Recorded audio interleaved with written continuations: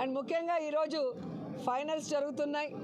ఇప్పుడే kabaddi finals Bapatla and Tirupati పోటీ పడుతుంది. సో నా ఫేవరెట్ గేమ్ కాబట్టి నేను కూడా వచ్చి చూస్తూ ఉన్నాను.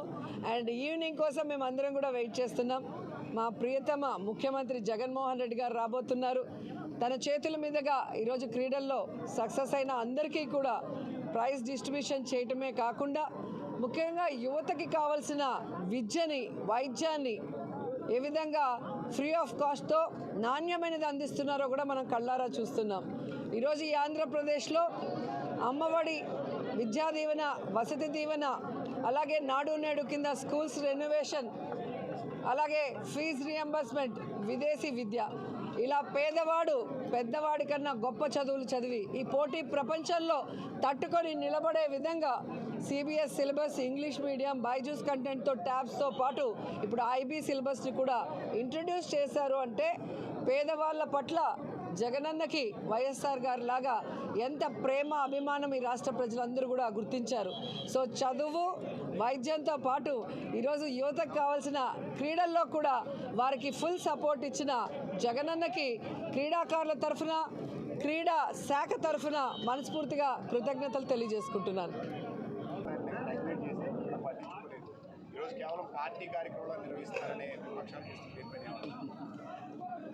ఈరోజు ప్రతిపక్షాలు విషం చెమ్మటానికి, దుమ్మెత్తిపోయడానికి తప్ప ప్రజలకి మంచి చేస్తుంటే కనీసం అప్రిషియేట్ చేయకపోయినా మనసులో అయినా హ్యాపీగా ఫీల్ అవ్వాలి. ఈరోజు సంక్షేమ పథకాలైనా లేదా ఆడుదాం ఆంధ్ర లాంటి స్పోర్ట్స్ ఈవెంట్స్ అయినా కులం, మతం, పార్టీ చూడకుండా అర్హతే క్రైటీరియాగా తీసుకొని చేస్తున్నాం అనటానికి మేము 100% కట్టుబడి ఉన్నాం. దీనికి ఎక్కడ మీరు రమ్మన్నా కూడా, ఏ కాన్స్టిట్యున్సీ అయినా, ఏ జిల్లా అయినా కూడా మేము రావడానికి రెడీగా ఉన్నాం. అలా పార్టీ వైజ్గా పార్టీలో ఉన్న వాళ్ళని మాత్రమే చేశామని మీరు నిరూపించండి. ఊరికే నోరుంది కదా అని మాట్లాడేస్తే కరెక్ట్ కాదు. ఈరోజు చంద్రబాబు నాయుడు లాంటి డర్టీ పొలిటీషియన్ వల్ల మనకి స్టేడియంస్ లేకుండా, రాజధాని లేకుండా ఈరోజు మనం అన్యాయం అయిపోయినాం.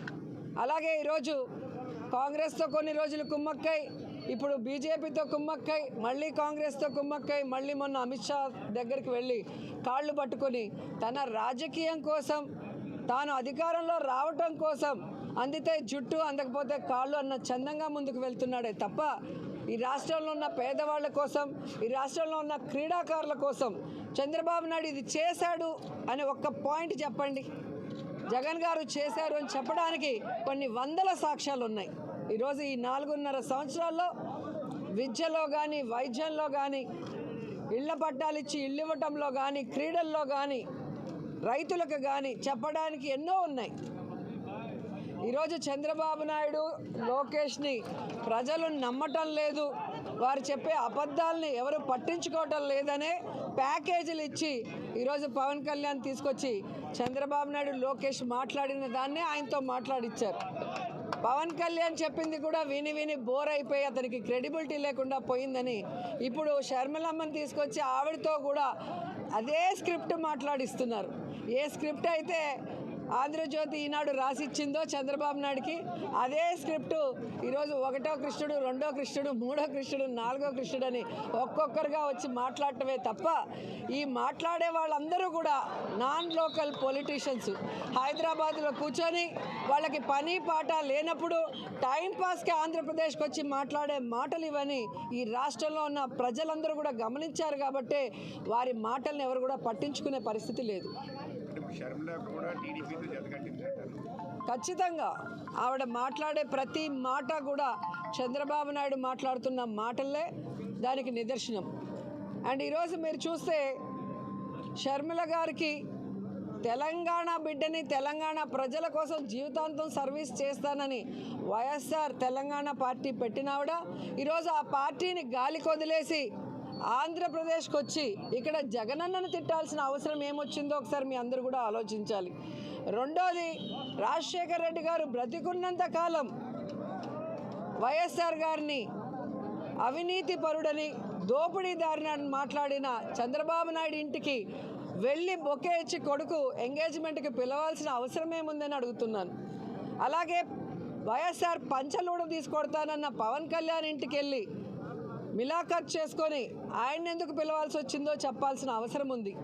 అలాగే రేవంత్ రెడ్డి గారిని అయితే ఇదే షర్మిలమ్మ మాట్లాడింది, కాంగ్రెస్లో ఏముంది, ఒక దొంగ ఉన్నాడు రేవంత్ అనే దొంగ అనింది.